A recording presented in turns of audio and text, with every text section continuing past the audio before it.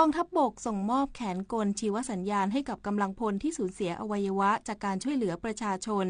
เตรียมต่อยอดงานวิจัยดูแลกำลังพลที่ทุพพลภาพจากการปฏิบัติหน้าที่พลเอกวสุเจียมสุขผู้ช่วยผู้บัญชาการทหารบกเป็นประธานในพิธีรับมอบผลงานในโครงการวิจัยการเพิ่มประสิทธิภาพของแขนเทียมกลเพื่อหยิบจับสิ่งของได้อย่างมั่นคงโดยใช้การควบคุมแขนเทียมกลด้วยชีวสัญญาณซึ่งเป็นความร่วมมือระหว่างกองทัพบกกับสำนักงานการวิจัยแห่งชาติหรือวช.และมหาวิทยาลัยเทคโนโลยีสุรานารีตามเจตนารมณ์ของผู้บังคับบัญชาที่ห่วงใยกำลังพลที่สูญเสียอวัยวะจากการปฏิบัติภารกิจโดยกองทัพบกได้พิจารณานำแขนเทียมกลไปมอบให้จ่าสิบตรีนรบดีแปลงศรีสังกัดกองพลพัฒนาที่2ที่ประสบเหตุไฟฟ้าดูดสูญเสียแขนขวาจากการปฏิบัติภารกิจช่วยเหลือประชาชนที่ประสบภัยน้ำท่วมเมื่อวันที่2ตุลาคม2564โดยแขนเทียมกลนี้กลไกนิ้วมือที่สามารถเคลื่อนไหวได้ถึง26องศาอิสระมีระบบเซ็นเซอร์และอัลกอริทึมที่มีความจำเพาะสั่งการ3 โหมดหลักได้แก่ยกแขนหยิบจับและการใช้งานทั่วไปสามารถหยิบจับสิ่งของได้ซึ่งกองทัพบกจะนำผลงานการวิจัยมาขยายผลพัฒนาและต่อยอดแขนเทียมกลที่มีความเหมาะสมเพื่อส่งมอบให้กับกำลังพลที่ทุพพลภาพจากการปฏิบัติหน้าที่ทางภารกิจปกป้องอธิปไตยการรักษาผลประโยชน์ของชาติเสริมสร้างขวัญกำลังใจให้กับกำลังพลที่เสียสละในทุกภารกิจต่อไปปริญญวิทย์ เปี่ยมสมบูรณ์รายงานจังหวัดสตูลร่วมสร้างความเข้าใจกับสถานประกอบการที่ว่าจ้างแรงงานสัญชาติกัมพูชาแนะเฝ้าระวังสถานการณ์และความเคลื่อนไหวอย่างใกล้ชิดทั้งการทำงานและการพักอาศัยของแรงงานในพื้นที่ นายคณิตคงช่วยรองผู้ว่าราชการจังหวัดสตูลเปิดเผยว่าสืบเนื่องจากเหตุการณ์ความไม่สงบในพื้นที่ชายแดนไทยกัมพูชาเพื่อเป็นการเฝ้าระวังสถานการณ์และความเคลื่อนไหวอย่างใกล้ชิดทั้งการทำงานและการพักอาศัยของแรงงานสัญชาติกัมพูชาในพื้นที่หน่วยงานสังกัดกระทรวงแรงงานในจังหวัดสตูลพร้อมด้วยหน่วยงานความมั่นคงและภาคส่วนที่เกี่ยวข้องร่วมลงพื้นที่ตรวจเยี่ยมสถานประกอบการที่มีการจ้างแรงงานสัญชาติกัมพูชาจำนวน40 คนโดยทางสถานประกอบการได้มีการประชุมติดตามความเคลื่อนไหวภายในอย่างต่อเนื่องเป็นระยะในเรื่องของผลกระทบที่อาจจะเกิดขึ้นและจากการสอบถามกับแรงงานกัมพูชาปรากฏว่าไม่มีความประสงค์จะกลับบ้านและทางญาติของแรงงานที่อยู่ฝั่งกัมพูชาก็ไม่ได้ติดปัญหาอะไรเนื่องจากแรงงานทั้งหมดมีภูมิลำเนาอยู่นอกเขตชายแดนซึ่งไม่ได้รับผลกระทบจากปัญหาที่เกิดขึ้นในส่วนของการอยู่ร่วมกันระหว่างแรงงานไทยกับแรงงานกัมพูชาไม่มีผลกระทบใดๆเหตุการณ์ทุกอย่างปกติพร้อมกันนี้ได้กำชับให้แรงงานกัมพูชาระมัดระวังในการเดินทางออกนอกเขตพื้นที่ที่อาศัยจนกว่าสถานการณ์จะกลับสู่ภาวะปกติอมรรัตน์ จันทร์พริมสวท.สตูลรายงานจังหวัดแพร่เตรียมเสนอคณะกรรมการลุ่มน้ำจัดทำแผนขุดลอกลำน้ำยมทั้งระบบแก้ไขปัญหาน้ำท่วมซ้ำซากนายสมชัยเลิศประสิทธิพันธ์ผู้ว่าราชการจังหวัดแพร่กล่าวว่าแม่น้ำยมมีลำน้ำสาขาจำนวนมากหากปีใดมีฝนตกหนักและต่อเนื่องจะทำให้ปริมาณน้ำยมมีระดับสูงขึ้นและเข้าท่วมบ้านเรือนราษฎรเป็นประจำอีกทั้งยังมีน้ำป่าพัดเอาเศษสวะเศษวัชพืชสิ่งกีดขวางทางน้ำมาตามลำน้ำไปติดขวางบริเวณสะพานข้ามแม่น้ำทำให้กระแสน้ำไหลไม่สะดวกและยังได้พัดเอาตะกอนสะสมทำให้ลำน้ำตื้นเขินขึ้นจังหวัดแพร่จึงได้เตรียมเสนอแผนขุดลอกลำน้ำยมทั้งระบบและสร้างฟลัดเวย์ป้องกันน้ำล้นตลิ่งโดยให้สำนักงานเจ้าท่าภูมิภาคสาขาแพร่รับไปดำเนินการจัดทำคำของงบประมาณเพื่อเสนอต่อคณะกรรมการลุ่มน้ำในการประชุมคณะกรรมการลุ่มน้ำยมเดือนสิงหาคม 2568 เพื่อนำเสนอรูปแบบและของงบประมาณซึ่งแผนขุดลอกลำน้ำยมและสร้างฟลัดเวย์ป้องกันน้ำล้นตลิ่งนี้เป็นการดำเนินการเพื่อป้องกันปัญหาล่วงหน้าแทนการใช้งบประมาณเพื่อเยียวยาหลังเกิดสถานการณ์โดยเชื่อว่าจะเกิดประโยชน์ต่อประชาชนมากกว่าและคาดว่าจะสามารถเริ่มดำเนินการได้ในปี 2571 ต่อไปธนชัย สุวรรณกาศ สวท.แพร่รายงานจบข่าวนาฤนาถแข็งขันอ่านรับฟังข่าวช่วงต่อไปเวลา 7:00 น.ค่ะติดตามข่าวที่นำเสนอไปแล้วได้ที่ www.thainews.prd.go.th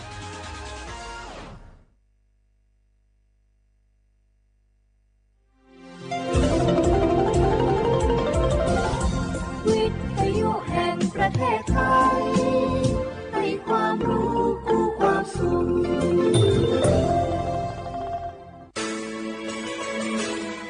สถานีวิทยุกระจายเสียงแห่งประเทศไทยจังหวัดเชียงใหม่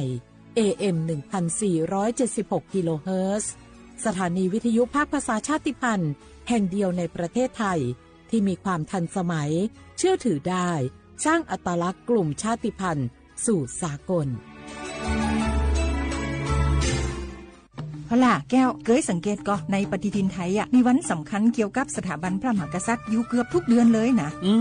แต่ก็นี่แต่กะไปอย่างเช่นเดือนมกราคมวันที่17วันป่อขุนรามคำแหงวันที่18วันสมเด็จพระนเรศวรมหาราชส่วนเดือนมีนาคมวันที่31วันพระบาทสมเด็จพระนางเกล้าเจ้าอยู่หัว2เมษายนวันคล้ายวันพระราชสมภพกรมสมเด็จพระเทพราช6เมษายนวันจักรี4พฤษภาคมวันชัดมงคล3มิถุนายนวันเฉลิมพระชนมพรรษาสมเด็จพระนางเจ้าพระบรมราชินี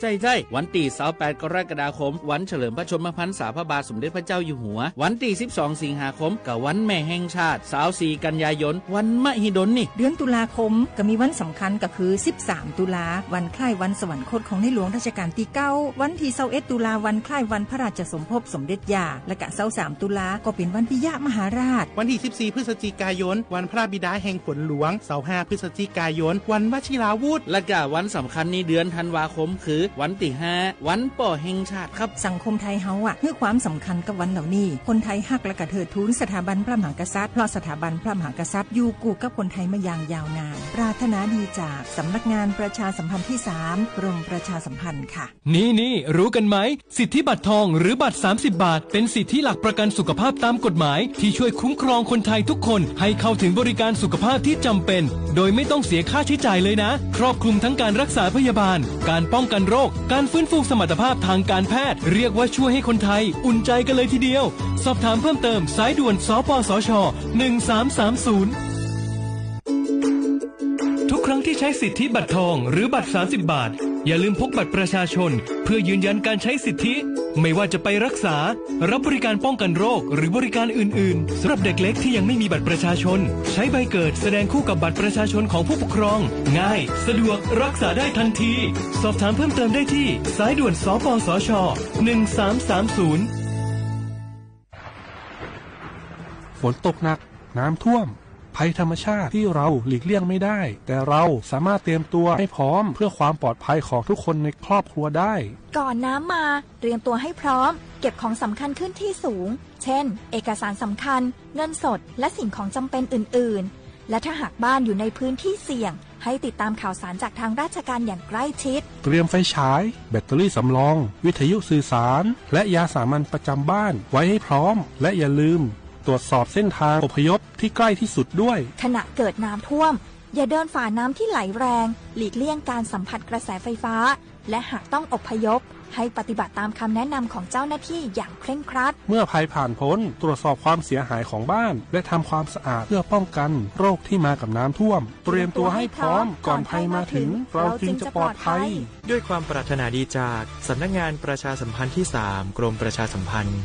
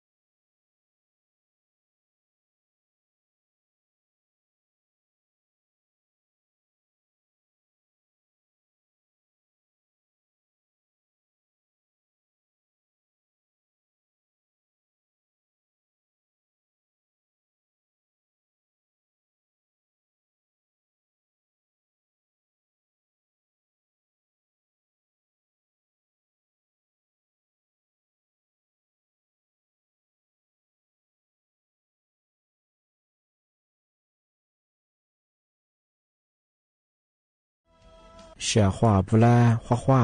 อามาซาอาวลิซุงโอโดดตัวขวาไปแล้วอาวลิซุงโอปากกากุงโอมัญญาสถานีวิทยุกระจายเสียงแห่งประเทศไทยจังหวัดเชียงใหม่ว่าดางาวิทยุว่าดูจามาเบอร์ยี่ระบบยา AM ยี่ความถี่ยาติตูลี่ยาชีชื่อโชว์กว่าดูจับอาทินิทาวระบบไลฟ์สดไง Facebook ยี่เพจเบอร์สวทเชียงใหม่ AM 1476กิโลเฮิรตซ์ที่ได้โบยาเฮอดูหลังงงาในเนี้ยชมโมควานีจิโมว่าคือถือว่าด้วยงาอาทินีที่โมเราไม่ยาหนีโมควานีสามโมที่นี่มาหนีควาด้วยในเนี้ยถือว่าที่โมเราถือว่านาที่เนี่ยควานีนาเนี่ย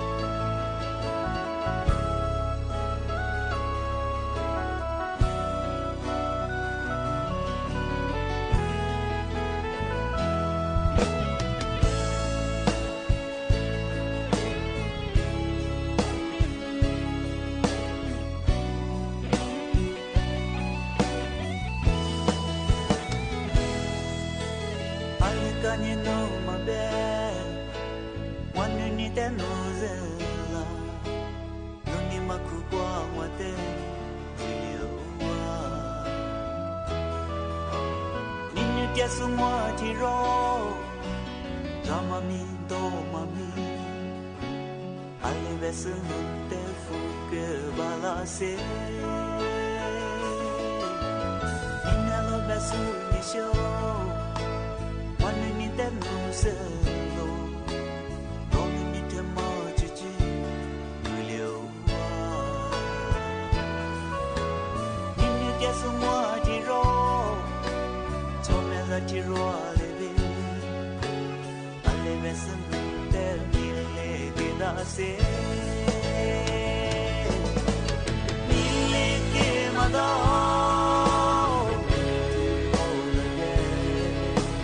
mille che mada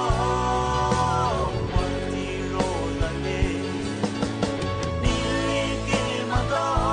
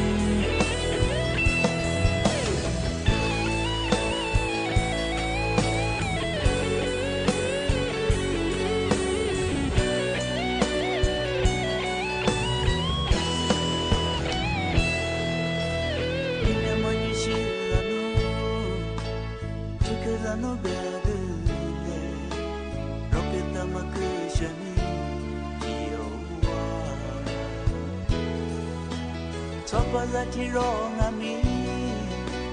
Nyami jechi lalo Ane besu no te mi Kedase Mili ki mado Chiro lane Mili ki mado Chiro lane Mili ki mado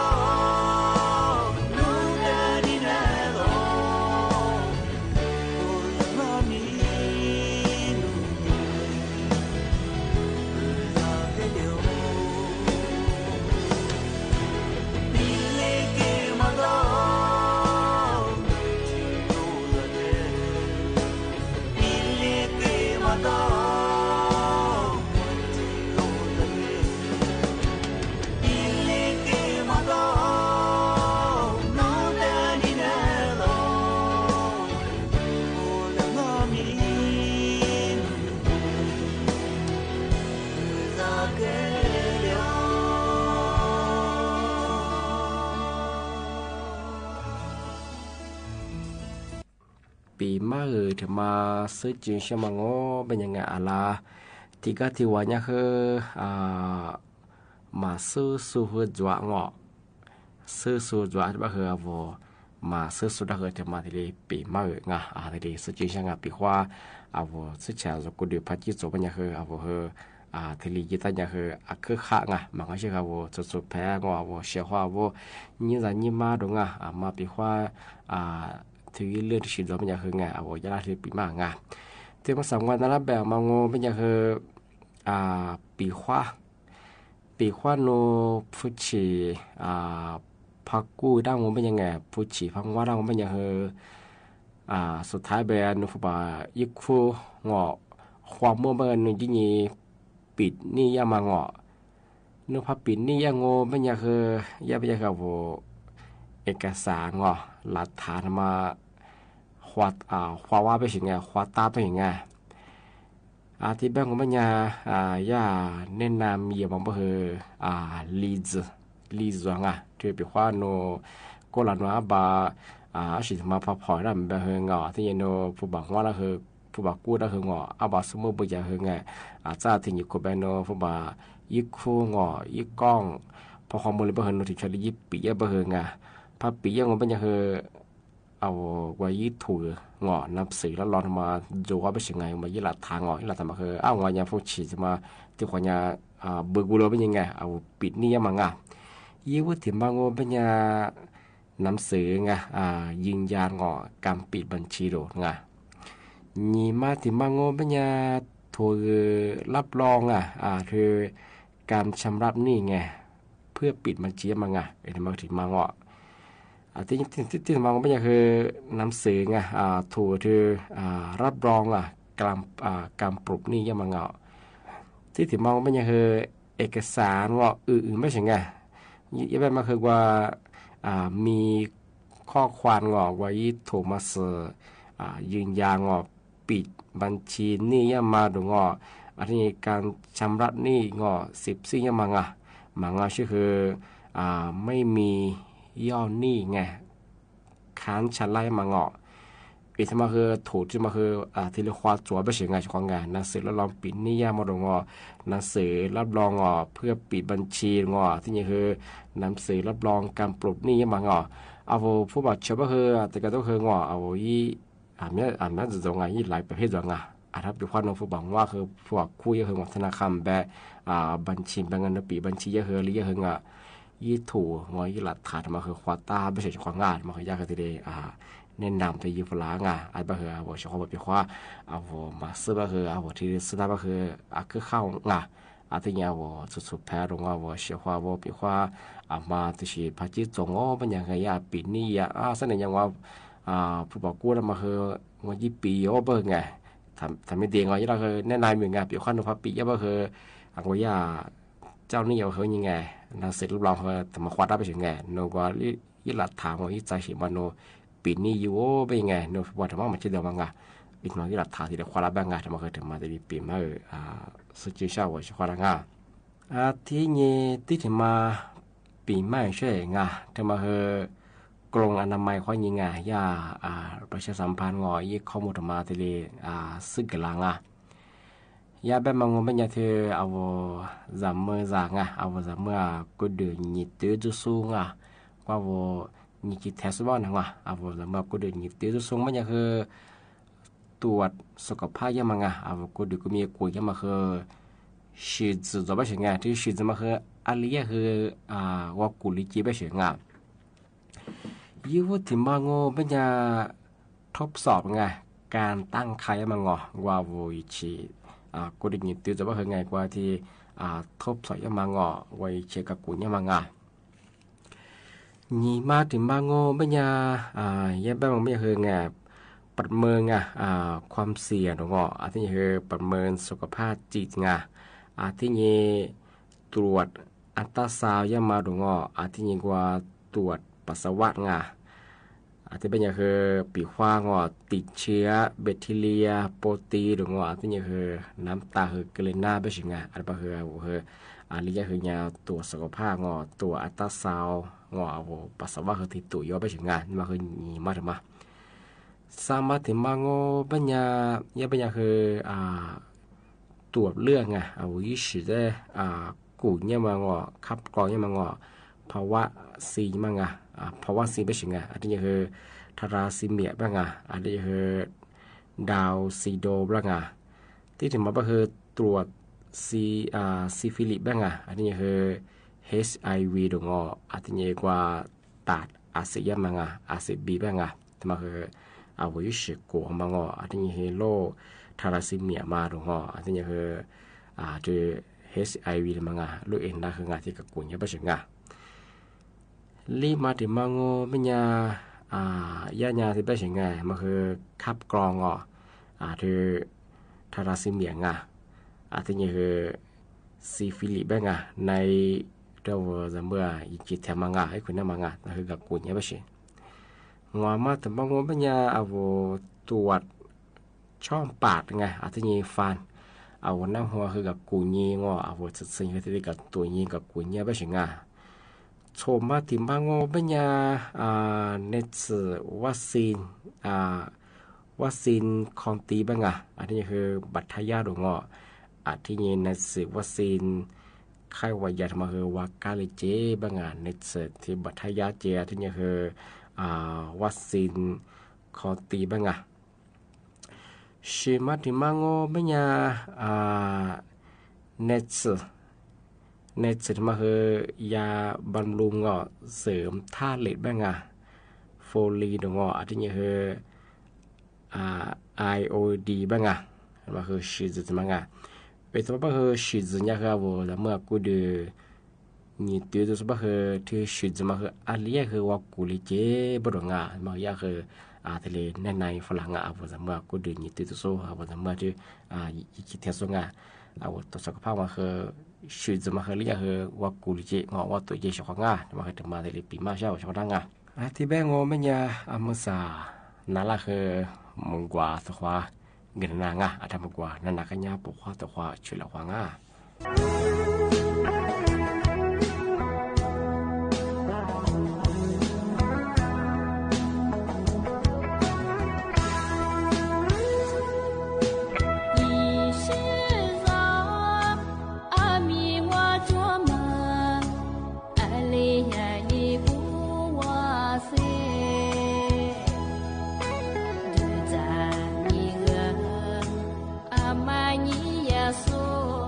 Majo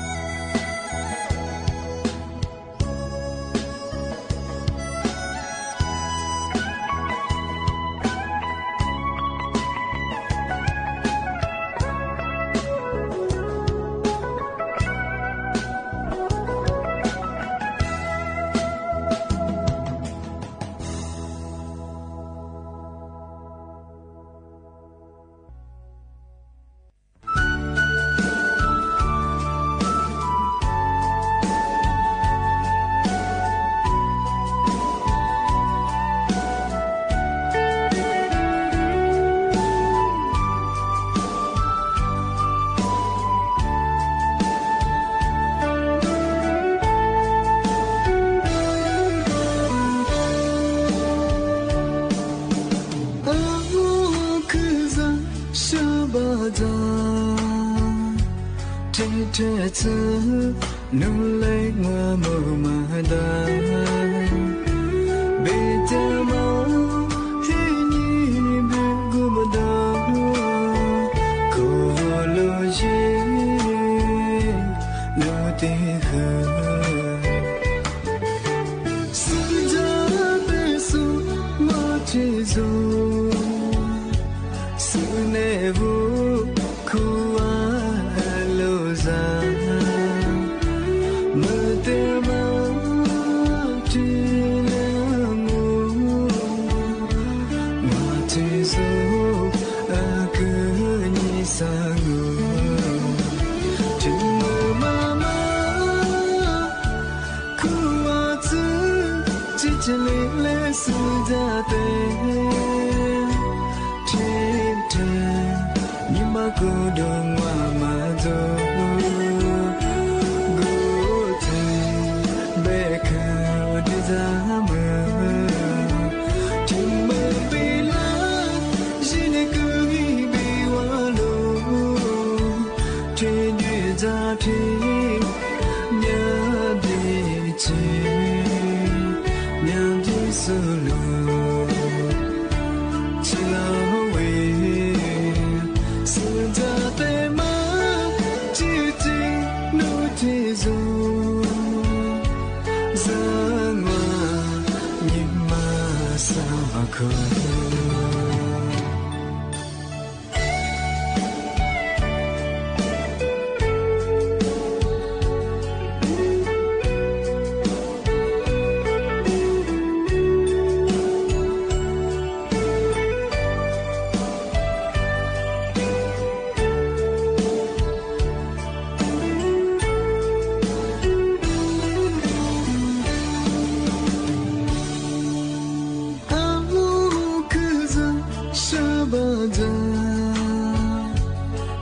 te tsu nu le ngwa mo ma da be te ma ti ni be gu ma da ko lo ji lo ti kha su ja be su ma ti zo su ne vu ku wa lo za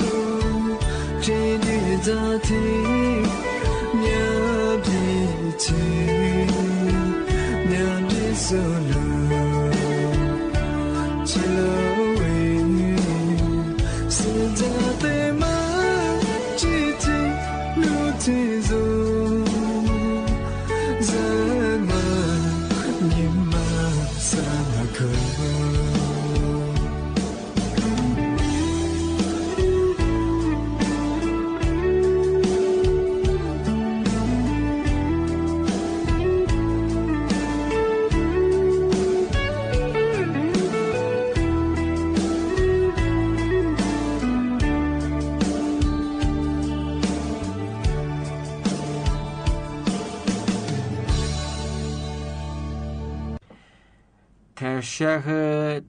thì mà bị mà hơi sẽ qua ra cả mà xử lý ngô bé hơi vừa mà hơi ra mùngแต่กว่าเสร็จก็ตุลาเยงเธอมาสางอปีมามางูไม่ยาเฮอทำมาเฮียกรงนามัยเขายังไงแนะนำงอเอาถือว่าวิธีการดูแลน้องวิชามางอกินปามมาตุจะมังมาสั่งเบอร์ไม่ยาน้องวิชามยังสิปะหามใหญ่ไล่เบอร์ถัดแบบงอนุ้ยปะหาที่เว็บแบบก็คือ ปัญหาใหญ่เกินหน้าไปถึงไงเรื่องกี่ปาทำงอเอาหน้าผมบิชามาเอาหน้าผมบิชามางไม่ยาอีปัญหายางไม่ยาคือคือยากวนใจยางอเอาหน้าผมบิชาก็คือบอกว่าสุดแต่ชุมเปิงอและแพ้แต่นักความแต่อีกเกิดขึ้นยังเชื่อมาคือด้วยไงเอาที่เกิดมั่นใจเฉพาะไงเอ็นบางอย่างคืออีปัญหาเอานี่มากกว่านี้คือเรื่องมันที่แบบมันคือ99%มันจะกินปลาธรรมะมาจากที่ว่าการสับสนไงเชื้อแบคทีเรียที่แบบคือเชื้อแบคทีเรียมาคือไงสารมากผลิตสารที่ก่อเกิดให้มีกลิ่นยังมันบิชามาที่เรียกเปลือกหน้าไปถึงไงปัจจัยคือยึดเจมังไม่ยังไงที่เรากินเปล่ามันก็ไม่เคยลามันก็เคยยุ่งถิ่มมันก็ไม่เคยมีค่าจุลินทรีย์ไปถึงไงมันคือเมื่อสะสมเนี่ยคืองเอาสุดสีคือมันคือกว่ายี่บ่หอบยี่บิชามายี่สารมันคือตกค้างมันไงมันคือเอาสุดสีไปดีจามยี่บิจามาที่คืนหน้าไปถึงไงนี่มาถิ่มมันก็ไม่ยังคือภาวะน้ำลายน้อยไม่ใช่ไงเอาผมมือคือมันคือแต่คือมันจะไม่ใช่มือคือมันคือเงียบบ้างสมาธิมังไม่เนี่ยเอายุโกเชียมังเอายุโกเชียสแล้วมันคือยี่ข้างยี่ฉามันน่าหัวเอาสมัยนี้เยอะยี่สารมันคือตกค้างมันคือทางให้ยี่น้ำหุ่นบิดช่ำมันเกลือหน้าไม่ใช่ไงที่ถึงมังไม่เนี่ยเที่ยวจามาดัวมันต้องไงเที่ยวว่าพิจารณาคือชามายี่กลิ่นคือแรงมากมาจากคือเอาทางให้เอาทั้งหัวคือยี่มีกี่ปากมาคือจอมาคือพลันหน้าไปดูงาที่ถึงมังไม่เนี่ยเอาฟันผูกยี่มาตรงที่นี่แบบว่าเอาจุดสมาเสือสะพายแบบคืองจุดสมาคือยี่บิดจอมาคืองอจมาคือยี่สางคือถึงมากรีน่าเป็นไงก็ทำให้กินปลาจอมางาที่ถึงบางโง่เป็นยังแบบคือว่าภาวะเหงื่อหรือโรคอาเสดได้มาไงเอาทานน้ำเกิดจะหลงไว้ขวาจะซื้อขวาจะจางเอาว่าล้อมนายยังมาแบกว่าอาบเสียแบบคือยี่บิมาคือที่เรียกเกณฑ์หน้าแบบยี่บิมาคือยี่บิช่ำมาคือตัวเชียงงจะก็เพราะไงแต่ก็ว่าเขาเป็นเสื้อเดียมมางอีถ้ายี่น้ำหนองเป็นคือแต่ว่าคือมาคือยี่บิคือชาเชียงไงมาคือน้ำหุ่นบิช่ำมาคือที่เรียกเผื่อหน้าเป็นถึงที่ถึงบางก็เป็นอย่างคือการติดเชื้ออื่นๆมีอันนี้ว่าคือแค่ว่าจามาดัวมาจามาบิที่ดัวแบบจำแบบว่ายี่บิคือชามาไงที่มาคือจาสลัดดัวก็คือยี่มีเชื้อแบบเบทีเรียมก็คือมือแรกเลยแบบทางให้มีสารเอามันต้องพอจากที่ได้ตกไข่ได้ไม่ใช่ไงมันคือทางให้มีกลิ่นน้ำบางที่ถึงบางก็เป็นอย่างคือโรคระบบทางเดินหายใจที่อย่างคือทางเดินอาหารที่อย่างคือโรคเรื้อรังอื่นแบงช่วงบางคือถ้าระบบเดินหายใจบางที่อย่างคือเอาทาลิเบียเอาจามาแต่พวกคือยี่บินมาคือที่เรียกเกณฑ์หน้าไม่ใช่กับเจ้าของที่ยังว่าโลเรื้อรังเอาปีกว่าเอาน้ำความแบนเอากูเดือดใจว่ายี่ปีกว่ายี่น่าทำมาจะคือยี่ฉามาตัวบ้าคืองยี่บิวชาบ้าของทำมาคืองทำมาบ้าคือยี่บิวชามาเดี๋ยวน้ำความยี่บิวชางที่บ้านยังเจ้าของเอามาที่เรียกซื้อบ้าคืองมาคืองเอามาน้ำความน้ำคือที่ยังคือกว่าเฉดดูแลยี่เจ้าของปีกว่าวันน้ำความบิวชางบ้าคือสุภาพที่ยิ้มน้ำว่ายิ้มเปิดสัตว์ตัวเอาน้ำความบิวชางเพราะตาชิมเปิดเจ้าของถ้าว่าเชื่อสัตว์บ้าคือเอาว่าน้ำหูบิดเช้าน้ำซื้อว่ามันเป็นไฟเบอร์ว่าที่เป็นนายเจ้าของที่เป็นเจ้าของมาคือแต่กันดูแลเย่เจ้าของ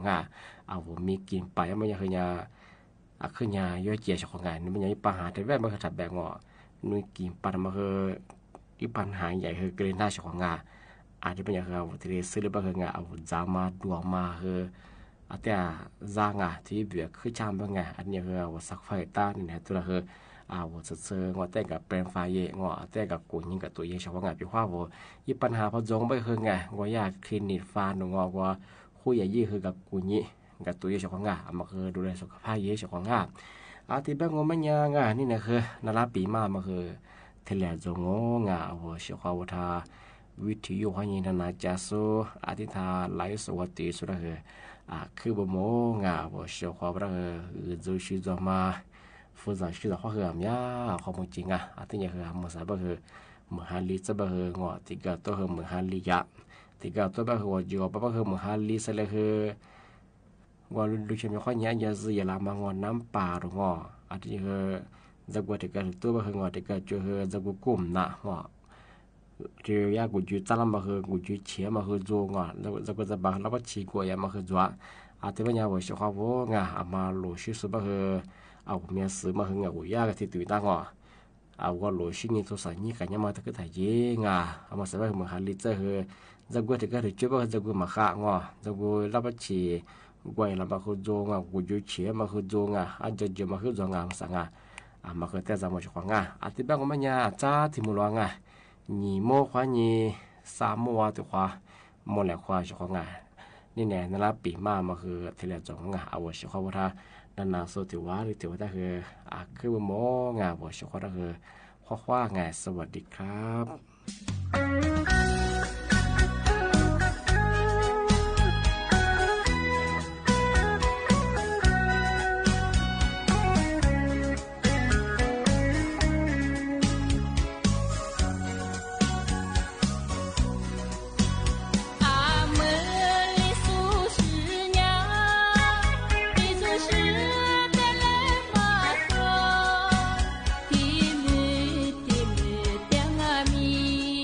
我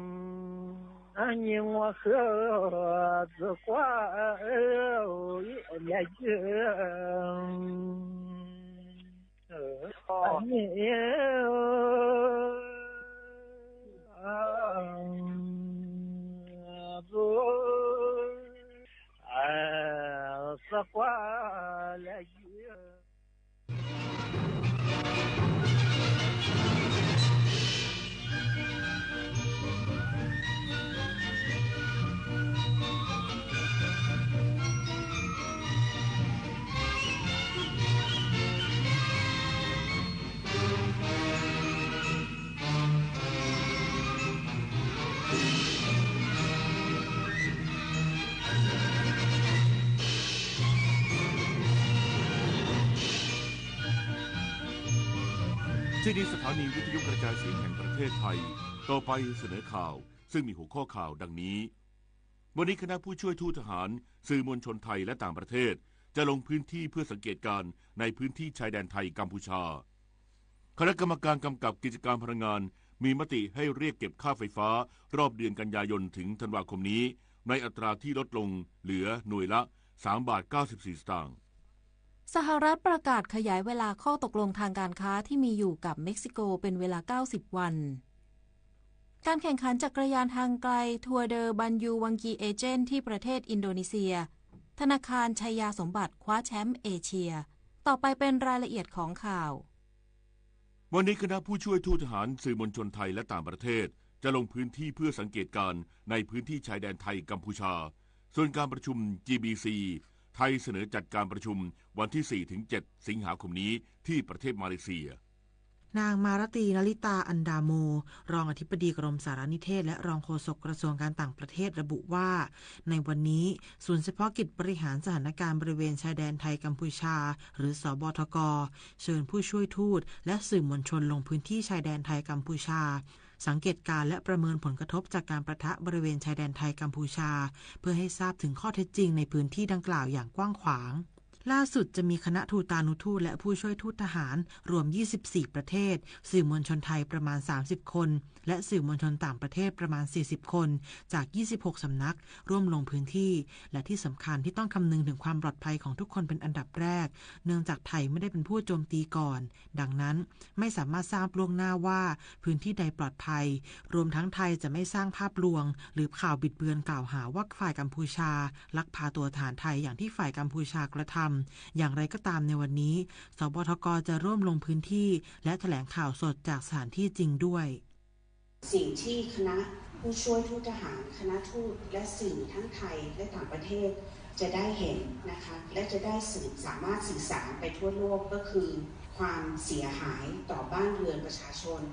โรงพยาบาลโรงเรียนและสถานที่สาธารณะที่ฝ่ายกัมพูชาเป็นฝ่ายเริ่มต้นและพุ่งเป้าโจมตีไปยังเป้าหมายที่ไม่ใช่ทางทหาร ด้านพลเรือตรีสุรสารคงสิริโฆษกกระทรวงกลาโหมกล่าวว่า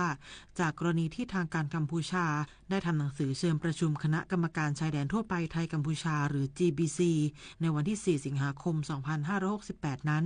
ทางการไทยพิจารณาว่า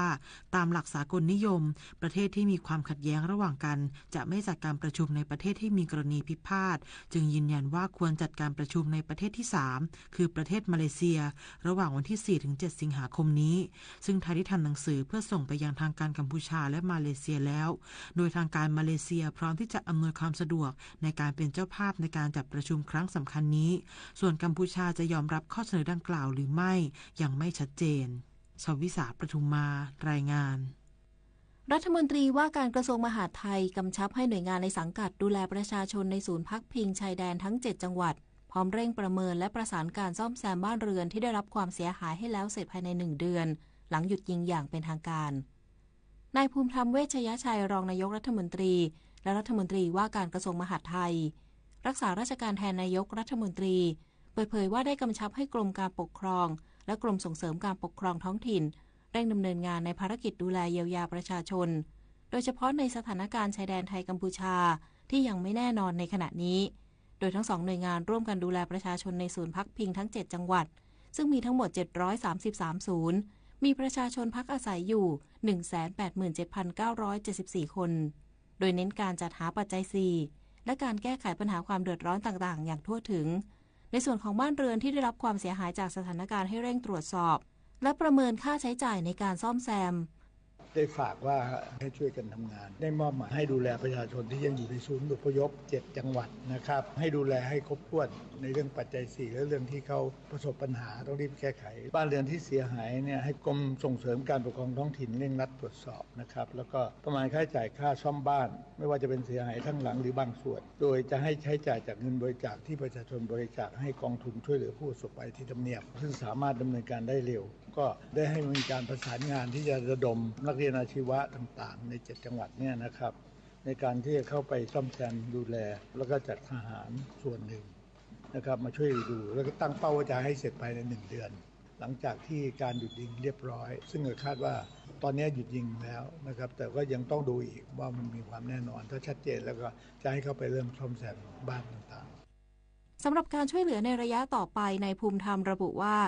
รัฐบาลได้ขยายวงเงินช่วยเหลือจากเดิมจังหวัดละ50ล้านบาทเป็น100ล้านบาทแล้วโดยจะเร่งให้ผู้ว่าราชการจังหวัดทั้ง7จังหวัดประเมินความเสียหายและดำเนินการช่วยเหลือประชาชนโดยเร็วที่สุดพร้อมย้ำว่าหากไม่เร่งดำเนินการจะถือเป็นการปฏิบัติหน้าที่บกพร่องธนาคารเพื่อการเกษตรและสหกรณ์การเกษตรช่วยเหลือครอบครัวทหารและตชด.ที่เสียชีวิตจากการปกป้องอธิปไตยชายแดนไทยกัมพูชายกหนี้เงินต้นพร้อมดอกเบี้ยทุกสัญญาเงินกู้นายชัดชัยศิริไลผู้จัดการธนาคารเพื่อการเกษตรและสหกรณ์การเกษตรหรือธกส.เปิดเผยว่าจากสถานการณ์ความไม่สงบในพื้นที่ชายแดนไทยกัมพูชามีทั้งทหารและประชาชนได้รับบาดเจ็บหรือเสียชีวิตตลอดจนที่อยู่อาศัยรวมถึงพื้นที่ทำกินได้รับความเสียหายและเพื่อให้ความช่วยเหลือและสงเคราะห์ลูกหนี้และลดภาระให้สามารถดำรงชีพต่อไปได้อย่างมั่นคงที่ประชุมคณะกรรมการธนาคารเมื่อวานนี้ได้มีมติเห็นชอบการให้ความช่วยเหลือลูกหนี้กรณีบุตรคู่สมรสของลูกค้าธกส.ที่เป็นทหารหรือตำรวจตระเวนชายแดนที่เสียชีวิตจากการปฏิบัติหน้าที่ในเหตุการณ์ความไม่สงบระหว่างประเทศไทยกัมพูชาโดยธนาคารจะยกหนี้ในส่วนของต้นเงินกู้ทุกสัญญาและยกหนี้ในส่วนของดอกเบี้ยค้างรับและดอกเบี้ยปรับทั้งจำนวนภายใต้สัญญาที่ใช้แหล่งเงินทุนธกส.เป็นกรณีพิเศษติดต่อสอบถามรายละเอียดเพิ่มเติมได้ที่